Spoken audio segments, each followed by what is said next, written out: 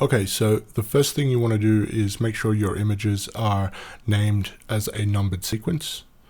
Then we're going to bring it into Cinema 4D. And the reason why we made it a numbered sequence is so that when we go into the shader and then into the texture by clicking on this guy and into this tab, which is animation, because it's a numbered sequence, Cinema 4D is going to see it as an animation sequence. So what we want to do is change that from exact second to exact frame, and then we'll go up, and in the editor tab we want to enable this animate preview just so that the viewport updates accordingly. I'll just make a plane so that we can put it onto something. Chuck our texture on there. Okay, so the next thing you want to do is create some user data to drive the changing expressions.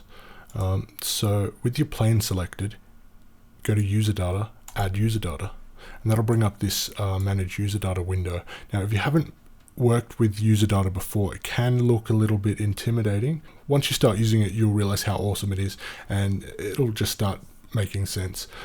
For now, all we want to do is leave everything. Well, we can give it a name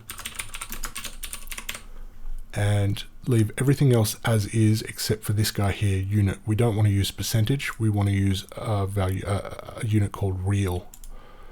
So with that done, we can hit OK, and then when you select your plane, you've got this new tab here, user data, and here's the mouse slider that we added. At the moment it doesn't do anything, but that's what we're going to change with Xpresso.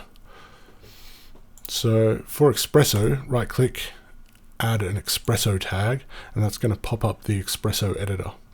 And so what we want to do is we want to drag our plane into Xpresso, and then choose the plane so that the attributes manager shows up, and we want to drag our user data mouth slider over into Xpresso and drop it on that node that we just created when we dragged the plane in. What I did there is, let's see if I can get it back where it was.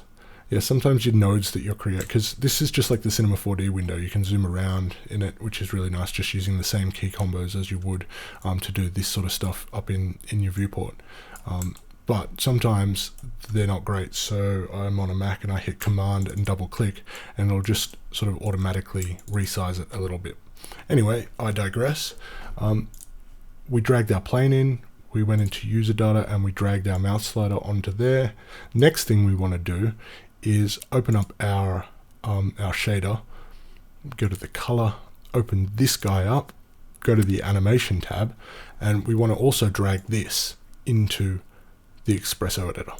So that's our bitmap. And onto that bitmap node, we're going to drag our movie start frame and the movie end frame.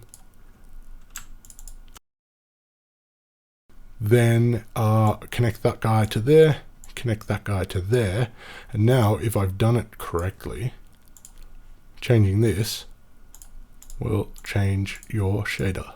Easy.